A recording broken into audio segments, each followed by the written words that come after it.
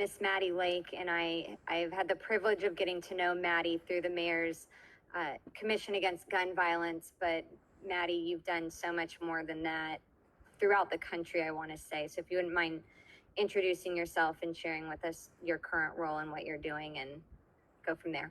So my name is Madeline Lake. I'm 18 years old, and in December I graduated from Conroe High School, which is about 45 minutes north of here.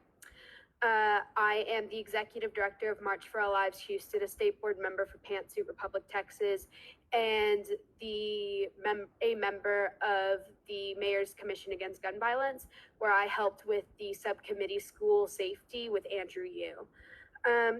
Today I would like to start by presenting two visuals. The first is this very large stack of paper. This is 76 sheets of paper. It is how many sheets of paper it takes to print out the entire Wikipedia article of every single school shooting incident in America between 2000 and 2020. I would like to offer a second piece of visual. This is the same year period. I need it for later stuff. This is the same period. This is 10 years worth, but if you double it, you get 20 years worth. I ran out of printer paper, unable to print 1980 to 1989.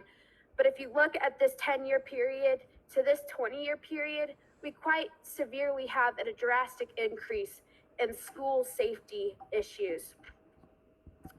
On this one, I went through every single incident of gun violence, and I marked each of them with a tab. The yellow flag represents every single time a gun was used, was obtained through lack of safe storage. The blue flag represents a teacher or a staff member who committed the crime, including times where the gun was brought onto school grounds legally. The orange flag is 5 or more deaths / 10 or more injuries. The pink flag is Houston, Texas, and the red flag is automatic weapons. I marked all of these because they correlate with how we can begin to solve the problem. There are two major recommendations in regards to school safety that I will talk about today: safe storage laws and assessment programs. Safe storage laws would have prevented a majority of these yellow tabs. By requiring gun owners to securely lock up their weapons, we prevent instances where minors can obtain access to a weapon and use it to injure either themselves or others. Assessment programs are where schools are able to recognize the potential students at risk for violence attacks and prevent the situation. Programs such as these are highly recommended, with a report from the Federal Bureau of Investigation's Behavioral Analysis Unit citing that there are signs that present months before an attack that, when noticed, can prevent further harm. There are two items, though, that we are strongly against here at March for Our Lives Houston and on the Mayor's Commission Against Gun Violence, and that is arming teachers and metal detectors. Arming teachers is not a viable proposition. The high-stress, chaotic environment that our schools are, that put our teachers under a lot of pressure, and adding to that, an object that is dangerous and deadly risks the lives of our students and our teachers. Additionally, law enforcement and first responders entering buildings where an active shooter situation is taking place have expressed concerns over the difficulty of recognizing who with a gun is friendly in those situations. The proposition of arming teachers is not popular on many educational stands. For example, a National Education Association poll found that 74% of educators oppose arming teachers.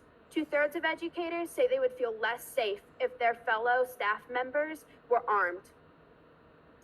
In regards to metal detectors, the Mayor's Commission Against Gun Violence states that metal detectors are not a reasonable solution in addressing school security and hardening infrastructure. Metal detectors alone would create new issues for law enforcement and school administration and are not conducive to creating a supportive educational environment for Texas's children.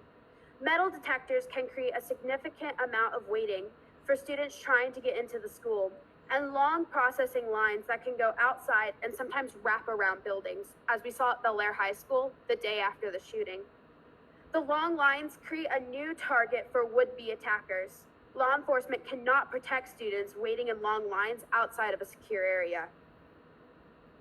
At a time where the amount of guns and violence in our school is increasing, the action we take in solving the issue has never been more important.